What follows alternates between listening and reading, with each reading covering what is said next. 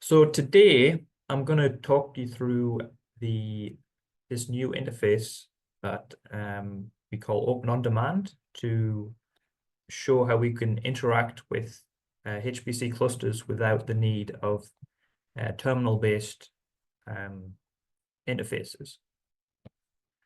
So I'm going to start by just giving you a brief motivation for why we would want this interface in the first place, and then I'll go on to describe what Open OnDemand actually is and explain its key features. And then I'll show the Open OnDemand deployment that we have here at SciNet, followed by a demo, which will, fingers crossed, hopefully work. And I'll go through each element of the interface there. And then if we have time at the end, I can go into more detail on how we've installed it here at SciNet and the configuration that we have set up. Okay, so we have an issue with new users who have no experience with terminal-based interfaces. And it can be a very daunting task to face when we first start on HPC clusters. So we need a way to make it more accessible and reduce the learning curve to get access to HPC clusters and get them up and running jobs and performing their simulations and analyses. There are a bunch of web-based interfaces that are a good solution to this problem. And we have a few already. So we have things like Jupyter Hub. There's also a thing called Galaxy, which is another similar interface. And then we have things like RStudio. And Open OnDemand is one of a newer interface that I want to focus on in this talk. So let's get into that. So it's a web-based interface, so you can log in through your browser, and it provides direct access to HPC resources. It's an open source project developed by the Ohio Supercomputing Center, and it's funded by the National Science Foundation. And currently, the last time I looked, it's used worldwide across over 400 HPC centers, including we have one deployment in Canada that I know of at the University of Manitoba. And then we have deployments, this is just a highlight of Bridges 2 at the University of Pittsburgh. And then we have Anvil at Purdue, Expanse in San Diego. But I first heard about Open OnDemand at a conference this summer, and it was a researcher at LUMI, which is one of the biggest supercomputing, one of the biggest supercomputers in Europe, which is in Finland. So it's used all over the world, and that's only growing as the days go by. So it's designed to make it more accessible to users with no prior experience to HPC cluster. So it's built with Ruby and JavaScript under the hood. And it provides a graphical user interface rather than just command line access. So it's a great tool for teaching new users how to run jobs on the cluster and to learn HPC skills like more incrementally rather than just being thrown in at the deep end. Users are more, I guess, used to graphical interfaces initially, so it's a good way to ease them into it. Yeah, so it lowers the barrier to entry for new users who may be intimidated by the command line interface or are not familiar with Linux or Bash, for example. And yes, you can even access it from your mobile phone. So say you have a job running and you're not near a laptop or a computer, you can just pull out your mobile phone and you can check the status of the job while you're out and about. So this is just a a map of all the deployments of Open OnDemand across the world. I just wanted to illustrate how far-reaching it is and how developed. Are there any questions so far before I go into the key features? I see no questions yet. Okay. So here's the first time you log in through any web browser. You don't need any specialized software on your laptop to, well, apart from a browser, to access the interface. And you don't need to configure SSH connections manually because that's all handled by Open OnDemand. This is the initial dashboard when you log in to Open OnDemand. So it'll show you the applications that you can access, followed by you can do some file browsing, look at jobs, and log in if you need to the terminal to issue some commands. But I'll go through this when I go through the demo. So one of the good things is you can manage your jobs from the Open OnDemand interface. So you can submit, monitor, and manage them via batch scripts using the Slurm scheduler. So what this does is you can create a job script from scratch, or what I'll show is we have some example scripts in the demo. So you'll just create your script, and then you can submit it to the scheduler through Open OnDemand, and that will submit it through the back end and get your job running. And then you can see the status of it through Open OnDemand and look at the contents of the output files and see if you need to modify anything in the job script before you continue your analysis. There's also another page to monitor jobs, so you can look at all the active jobs on the cluster or just specifically yours, and then you can click on each job and look at the various details such as which nodes it's running on, how long the time limit is, how much time you've already used up, the memory you have allocated, and you can see which account you've used to run the job. But there's a whole load of different job monitoring tools in the interface itself. So it also contains a file browser inbuilt in the interface. So you can upload, download, edit, and manage files through the interface. So as you can see from here, you can create new files, you can create new directories, you can edit files, and that'll open up a file editor in the browser. And you can add new files, job scripts, for example, through the interface. Again, I'll show you this in the demo.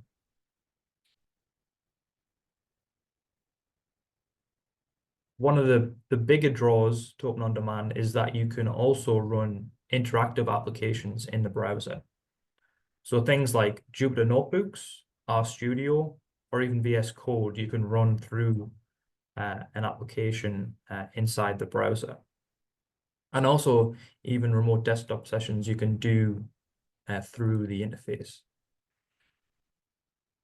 So I'll go through how to run these in the demo, but essentially you can just click on the application, come to a submission form like this, and then you can choose your allocation, your number of hours, the number of cores that you want to run on, and the amount of memory you want allocated for that specific job. You'll launch the job, and then you'll connect to it once it's running in the queue, and you'll see just a similar interface like you would see anywhere if you're running it locally in the browser. So I'll just open up a new tab with Jupyter, for example. Also, there's a question from Robert. Is this, or will it be available on clusters other than Niagara? So right now, this is sort of a proof of concept running on Niagara. So sort of like a beta test. If there's demand for it, I'm guessing that we can look at adding it to the other clusters as well. So if users like it, we can add it to other places. So what if it's a long wait in the queue? So what we've done on Niagara, we have created so currently on Niagara you are scheduled by node. So we've created a special queue just for the Open OnDemand interface. So that's scheduled by core. So we can run more jobs per node. Hopefully that'll speed up the wait in the queue. But if there's, again, more demand, we can increase the number of nodes waiting used for the Open OnDemand queue. Yeah, again, if there's a lot of people using it, there are certain things we can help with that, but it's still the same issue as if there's high demand for it and it's busy, you'll still have to wait for your job to run. There are things like you can select to receive an email when your job starts, and then you can directly connect into it when you get the email. But yeah, there's still those issues.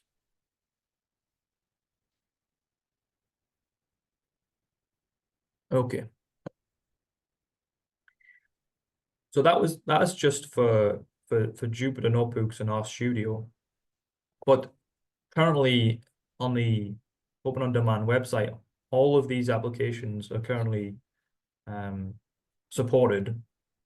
So what we can do is we just need to create another application in the Open OnDemand interface, and then I can deploy it and test it out to make sure it's working. And then our users can to make use of it. So if it's not on this list, we can still add a new deployment of it and add it to the growing community of Open OnDemand applications, because it's very flexible and customizable, the program itself, the interface itself. So we can add new applications if there's need for it.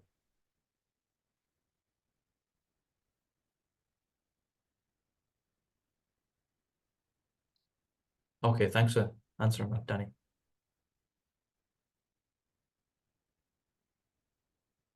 And it also provides terminal access if you need it in the browser. So you can just open a terminal on the login node from the browser, which I'll show in the demo, which also make it easier for new users to interact with and learn as they go. Okay, so that's Open OnDemand, but you might say, okay, well, Jupyter Hub already has that facility available, but there's a few advantages that it has over Jupyter Hub that I just want to point out. So from the start, you can browse the file system. You can run terminal commands. So you can open a terminal in the browser, and you can monitor active jobs without having to submit a job itself and waiting for a node to be allocated to you before you start running things on Jupyter Hub. So that's one advantage.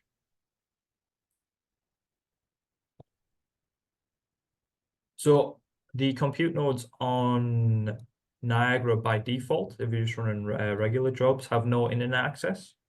But for the Open OnDemand nodes that we've created in a separate queue, we've enabled internet access by default. So you'll be able to download files and update environments if you need to from those nodes. And as I said, yeah, there's already a large number of applications already supported in the community, which we can just copy from other centers which have deployed them and deploy them locally on SciNet and modify and customize it to our user base more easily because they're already out there. Yeah, so it's been actively developed by a team at the Ohio Supercomputing Center, and it already has a large user base.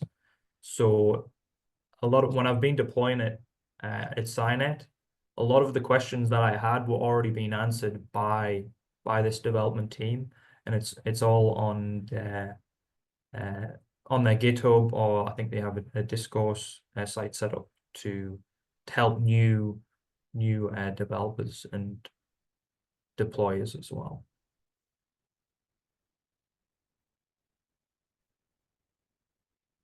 Yeah, so as I said, there's a high level of customization and extensibility through configuration files in Open OnDemand itself, so that we can tailor it to our specific needs. And there's also options to customize the user experience. So say, for example, you have a chemist who only really needs access to the application X, so Jupyter, for example, then all they'll see is Jupyter in the applications tab. So instead of seeing all applications possible, you'll only see the ones that you need. So it just sort of tailors it to their specific research needs. We have some more questions. How do file transfers compare to a service like Globus? E.g., is there a recommended maximum file transfer? So right now, I haven't really tested out the file transfer service. I was hoping that users would try it and then let us know how that goes. There's another question. If opening a Jupyter session in OnDemand, is it possible to customize the Python packages available?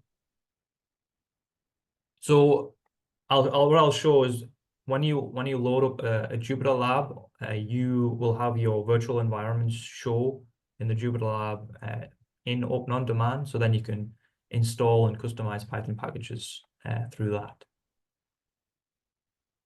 Is it possible to use Dask and eventually Dask Q? I'm not familiar with Dask, so I can't comment on that right now. But if you send me an email, I can look into it and follow up with you. Oh, thanks, Venkat. That's in the documentation. So you can set upload limits for files. There's another question from Jay. How do you set up that virtual environment from the terminal? So we have documentation already on the SciNet wiki on how to create a virtual environment with Python. And it'll show you the commands there. I can link you to that wiki page if you need.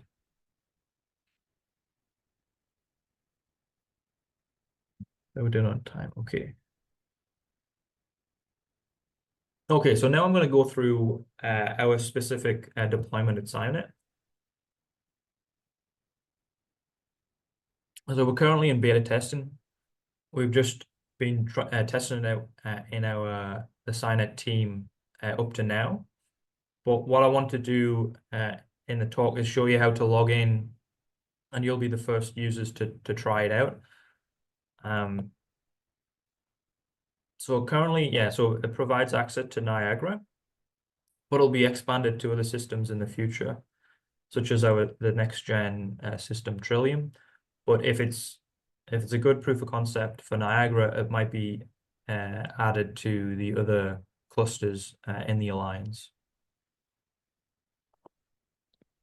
So what you can do is, if you follow this link, this should take you to the Open OnDemand portal, and then you should be able to log in with your credentials that you log into the alliance with. And I've set up a quick start guide on our wiki. If you follow this link here, you should be able to find it. So I just wanted to thank Grigori and Stefano at the University of Manitoba, who helped with the initial setup when I was trying to get Open OnDemand deployed locally, because they also have Open OnDemand at Manitoba there for their cluster. So right now at SciNet, we have the following setup. So we have the file browser, the job submission, job monitoring, and the terminal access. And then the applications that are deployed are Jupyter Lab, RStudio server, VS Code, and remote desktops. So if users want new application add-in, please just send us an email to support, and I'll look at adding that to the interface. I just also wanted to point out that the CC stack is used to load RStudio, VS Code, and remote desktop applications under the hood when we run them on Open OnDemand. Yeah, and please note, this is currently a work in progress, and we continuously add new features, fixing bugs, and you may face outages at this time. But just to bear that in mind when you're using the interface. So to go along with Open OnDemand, we've created a new scheduler for Open OnDemand jobs, for interactive Open OnDemand jobs. So the regular job submission in Open OnDemand, you can submit to Niagara as normal, as if you would do it from the terminal. But for the interactive jobs, we have a new queue set up. And these are just two nodes right now, 73 and 74. But we've scheduled it by core versus the schedule by node for the rest of Niagara. And you can also request how much memory you need in gigabytes. And currently it's a 3-day job time limit.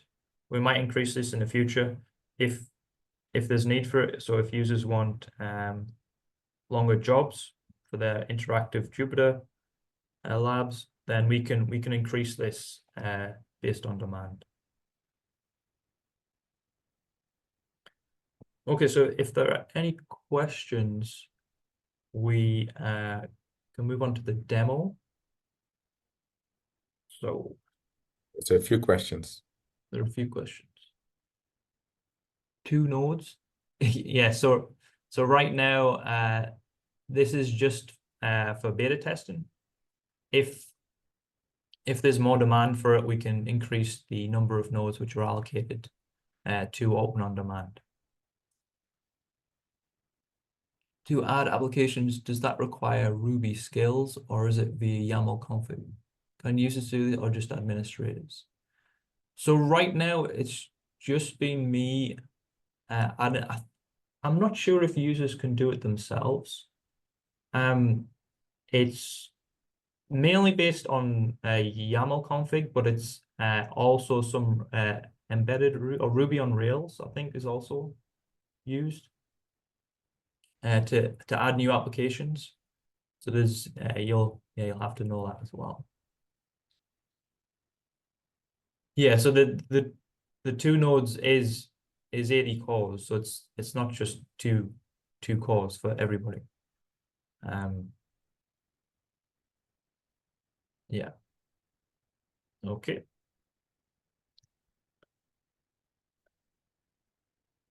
So can everybody see this? See the new the screen Open OnDemand?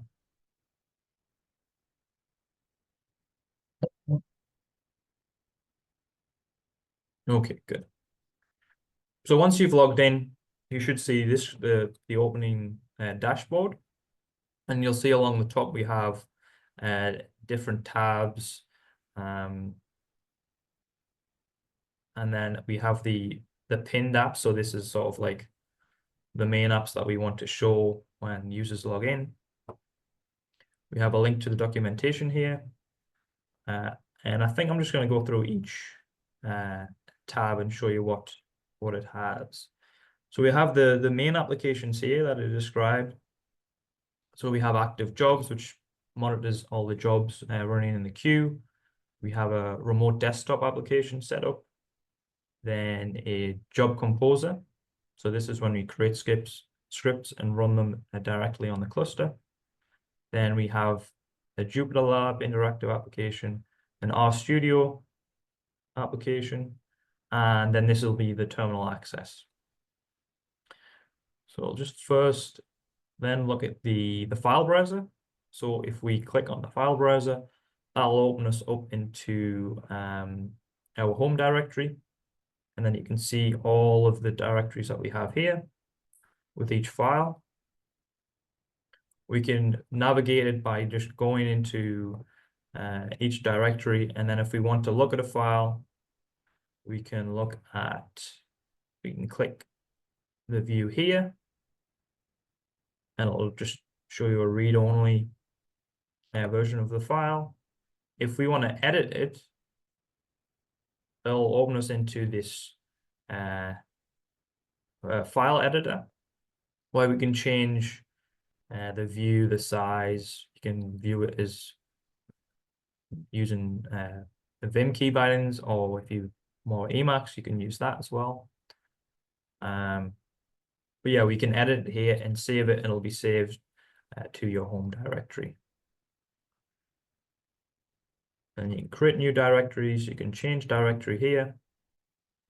And we also have links to Scratch and Project also.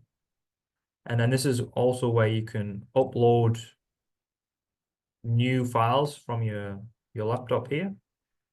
And then you can also download files. And you can also delete files as well directly in the interface. Create new files and new directories. And what it also allows you to do is you can run terminal from whatever directory you're in here by just clicking on this button. So I'll just open it in the home directory. So if I was in benchmarks, I guess I could. It'll open it in the directory that you want.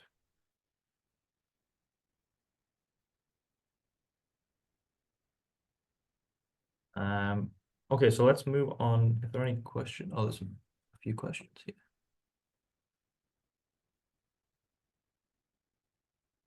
So there's no GPUs currently. Any virus scanning of files or file type filters, e.g. ASCII only. So I don't think currently, no.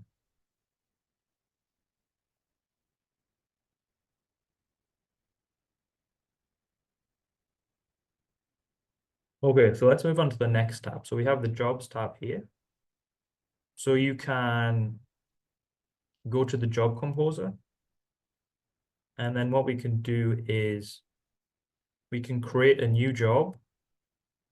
So these are just some examples that I've gone through. But if you want to create, so you can create it from, say, a default template, which will just create a blank script with a hello world set into it. Or what you can do is I've set up from templates.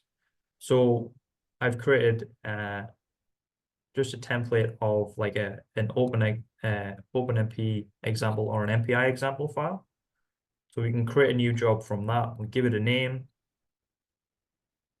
And then as you can see, it's created this script here in your directory.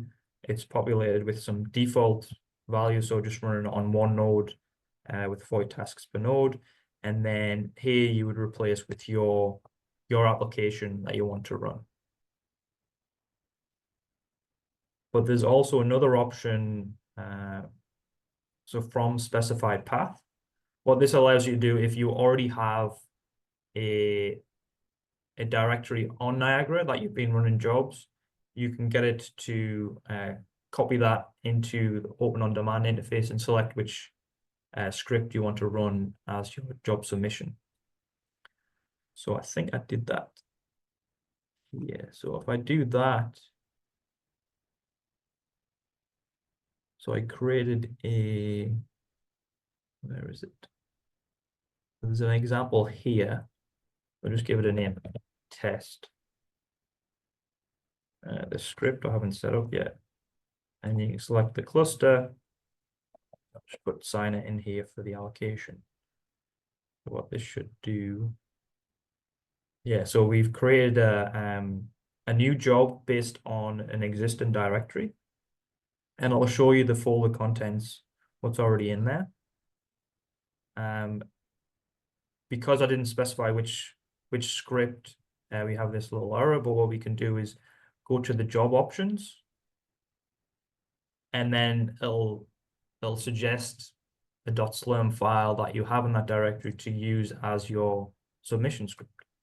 So I've selected that there, and then it shows the job script here. So hopefully now what I'll be able to do is submit that to the queue.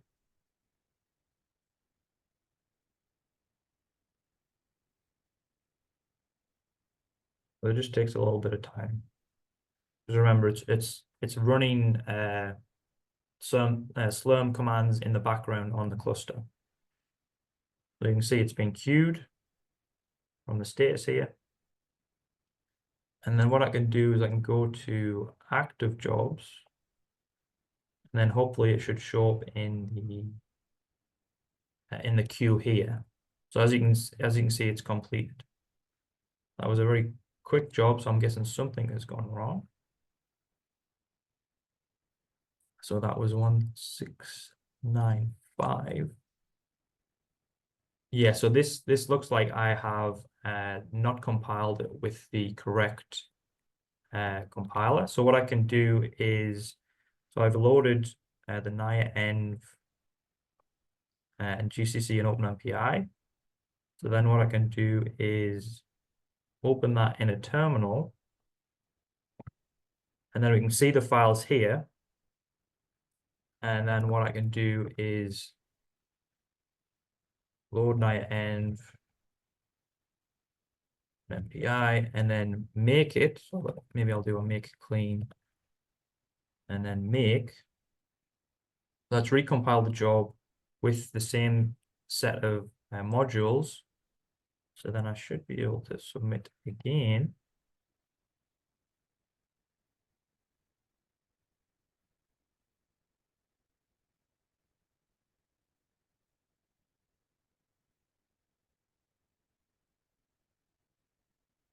Submitted. Should refresh.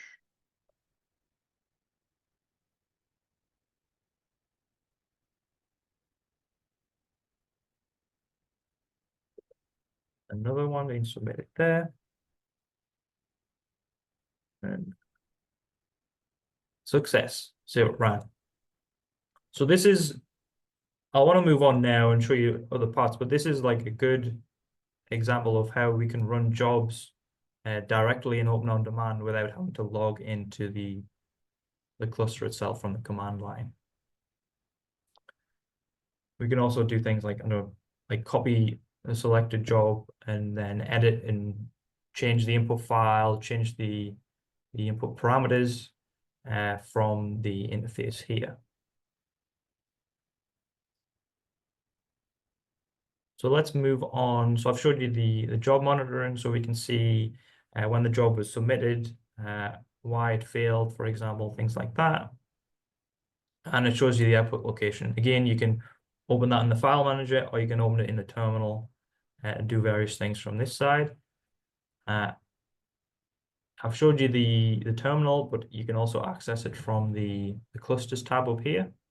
So this will just open a terminal and log you into the login node on Niagara, where you can run regular bash commands. But the main thing is these interactive applications.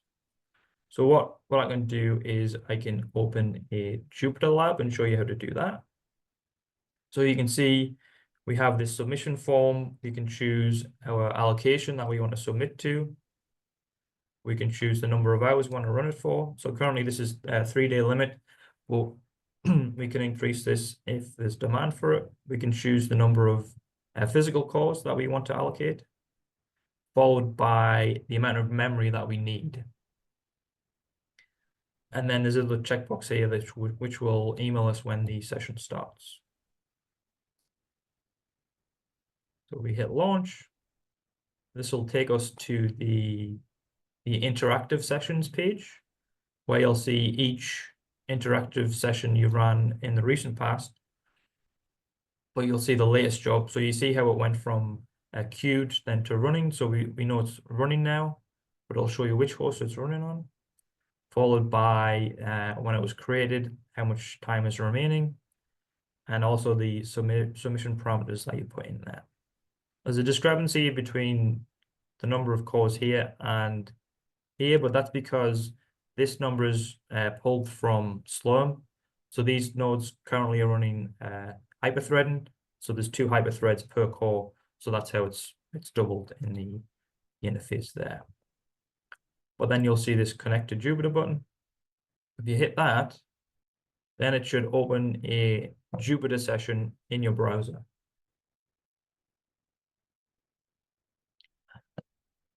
So we can see that we've created a new Jupyter Lab session here, where you can run any notebook that you want.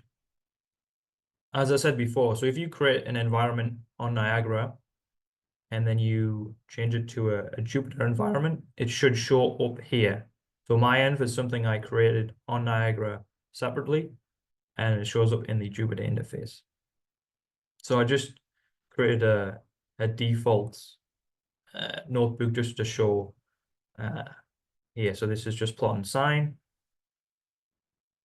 but this is plotting it with my environment here.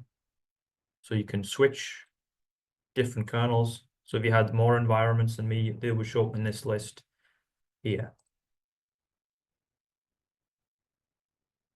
And then you can browse the file system even here as well.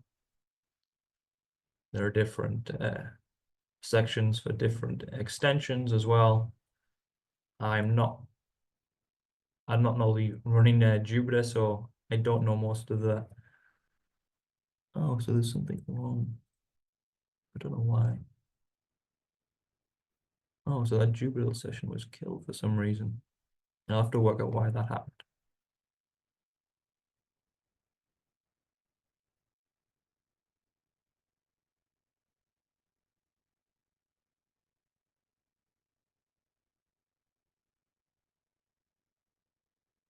Have people managed to log in and started running things?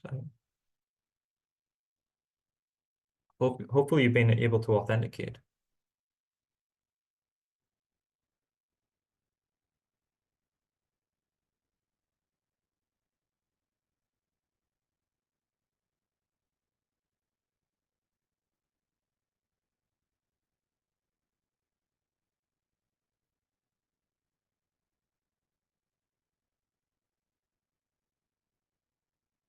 Yeah, so we're back to our session here. Yes, I've been able to log in. There were a couple of error messages, but I retried and got through. Oh, interesting. I wonder what the error messages were. Oh. Okay. So that's Jupyter Lab. So you can leave the session running if we left it. If we increased the number of hours to 72, so for 3 days, you can go back and come back to your session and just reconnect from the browser. We can also log into the node and monitor it if we need to via this button here. But that's essentially it for interactive applications, specifically Jupyter Hub. But if we can also choose RStudio, for example, again, we set the number of hours, the number of cores. But what I've also added here is we can choose between different R versions. So this is based on the modules which are in the CC stack there. And we can click here and we can launch it.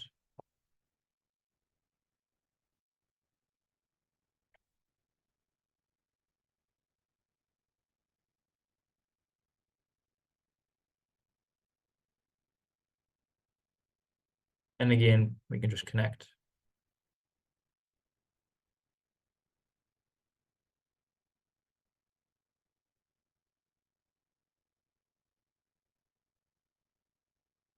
Yep, and then we have RStudio. Again, I'm not an expert, but we can install packages because we have internet access on these nodes. We can run our R commands through this interface. The same goes for VS Code. So let's just delete these jobs, and then let's try and run a VS Code command.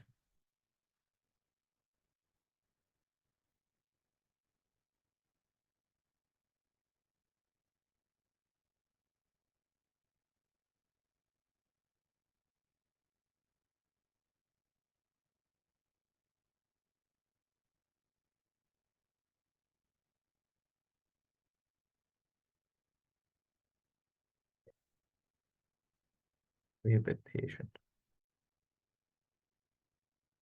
Yep, so we can connect to VS Code.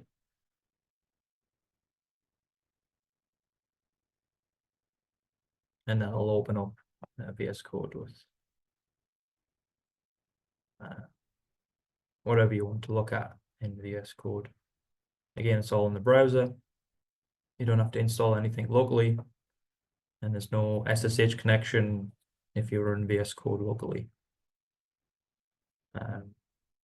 There, I think the last thing I'll show is a remote desktop. You can also do through Open OnDemand.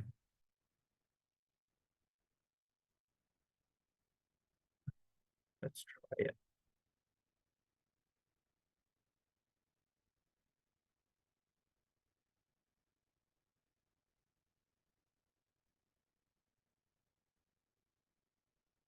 But people are having some issues with logging in, so it's 404.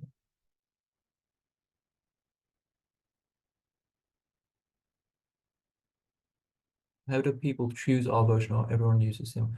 So in the job submission, you should be able to select from the drop down which R version you want to use. So people can use different versions of R. It looks like to be some issue with the Niagara desktop as well.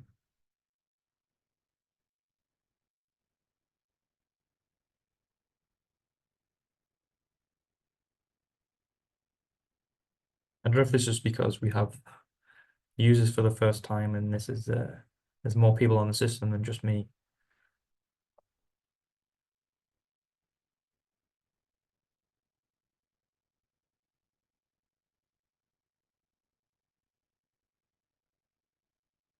Yeah, there seems to be some issue with that. But I'll look at it after the colloquium. I think that was the last thing I wanted to show you in the interface. So I've gone through each tab here. I think, oh, so we have 10 minutes left. I think we can go back to the slides now. Are there any more questions before I continue?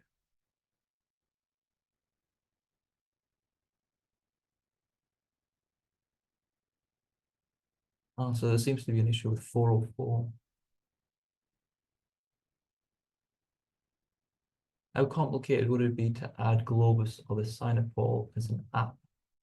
Maybe just a link. Is this planned? So there's nothing planned there right now, but I wonder if we could add Globus as an application,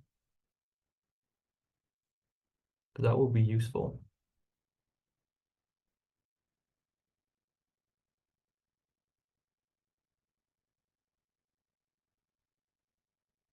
I didn't get a 404 at all, but after logging in and authenticating, I got a message about who was requesting something which I didn't understand. Yeah, so when you log in and you authenticate, we use the authentication service called Athelia. And that message where it says Ud is requesting something, if we just click accept on that, and that will authorize you to then log in.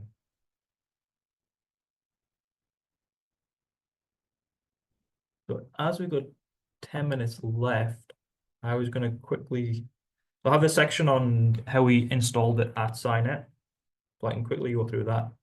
But yeah, so please give it a try and let us know what you think. Any bugs, obvious bugs that we were finding now, if you let us know.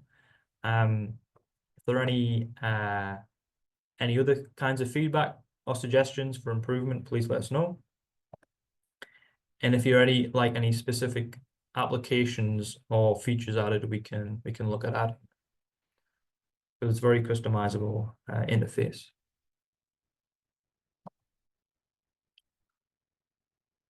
Globus is available as a short integration in the file browser. It can be configured to launch a separate Globus when it's out set. Oh, okay. Thanks, Jacob.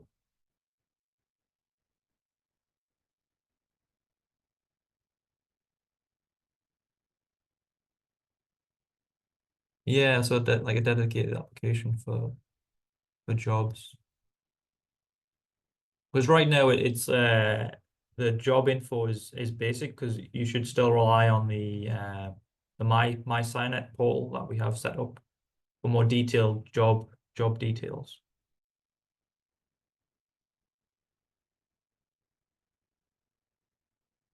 So we've got 10 minutes left. So in summary, I'll go through the deployment, how we've done it at SciNet, and hopefully that should be able to finish this before the end. Yeah, so there's a few different components that we needed to set up to get the Open OnDemand up and running. The first of which is the main portal. That's what I just showed in the demo there. User authentication was another obstacle that we had to get through. And then the compute nodes we had to set up for the interactive applications in the interface. And then also we set up a separate Slurm scheduler for these other compute nodes. But I'm just going to go through each point in a bit more detail. So the Open OnDemand portal runs as on a dedicated server, separate from the compute nodes. And it's orchestrated by Nomad. So Nomad sort of runs these what's called like microservices on, you give it a bunch of nodes to run the services on, and if one goes down, it sort of runs it on the next node, and sort of it's robust like that. Yeah, so it runs as a Nomad service inside a container, so it's stateless. So each reboot it loses any information in between, but you don't need to have that. Yeah, the portal itself is an Apache web server, and what we have is we have the file system mounted as a separate CSI volume in Nomad, so that's how we can browse files, upload files, download files, etc. And user authentication, as I said, is handled by Authelia. So we've currently got that set up, so it goes through yeah, so it's an open source authentication and an authorization server, and it goes through the CC account details that you have set up. Yeah, so with your Alliance credentials, and MFA is enabled through the Alliance. The compute nodes that we've got set up. So as I showed in the job composer app, you can submit jobs directly to Niagara compute nodes as normal. But for the interactive applications, we needed something different, because if each user takes 40 cores for an interactive application, it doesn't leave room for other users to run. So what we've done is we've set up compute nodes which are scheduled. Yeah, as I said, it's 180 gigabytes of memory that you get per node by the default Niagara compute nodes on all 40 cores. But yeah, for the interactive jobs, we set separate ones up which are scheduled by core, so you can make better use of the computing resources per user. If you don't need all 180 gigabytes of memory, you can request a smaller amount. Yeah, so we've set aside 2 nodes currently, but we're likely to expand this to way more nodes in the future, interactive jobs, if there's a lot of users running jobs on them. Yep, they're scheduled by core. And what we've started to do is look at different ways of provisioning nodes. So for these nodes specifically, we're using Puppet. So that's another like configuration management tool, because we're trying to transition away from XCAT and move over to Puppet. And then finally, we've got 5 minutes left. I'll quickly go through this. So it's more efficient for Slurm to stick to one type of scheduling policy, either by node or by core. So that's why we set up a separate scheduler for Open OnDemand jobs. And this is also provisioned by Puppet as well. And how the jobs are actually scheduled from the Open OnDemand portal is through an SSH wrapper. So the portal runs on a dedicated node. And what that does is it uses SSH to then run SBatch to submit the jobs to the cluster inside this wrapper. Yeah, so it's an SSH connection is established to the login node, and then an SBatch command is executed there. And then this is just how we currently have the network set up for Open OnDemand. So we log in from the web browser, we authenticate with Athelia via the portal itself, and the portal is running on either of these nodes, which is orchestrated by Nomad. And then we can submit to either the Open OnDemand schedule that we've got set up running these two nodes for interactive jobs, or you can submit to the main Niagara queue using the same feature. So I think we have only 3 minutes left, so I was gonna just quickly summarize. Yeah, so we've introduced Open OnDemand, which is a browser-based interactive interface for HPC clusters. I've gone through the key features and advantages over other web-based interfaces, and I showed a demo of the portal in the talk and the interactive applications that we currently have available. If you have any questions, feedback, we have a couple of minutes now, or please email support if we run out of time. But I think that's me. I'm finished right now.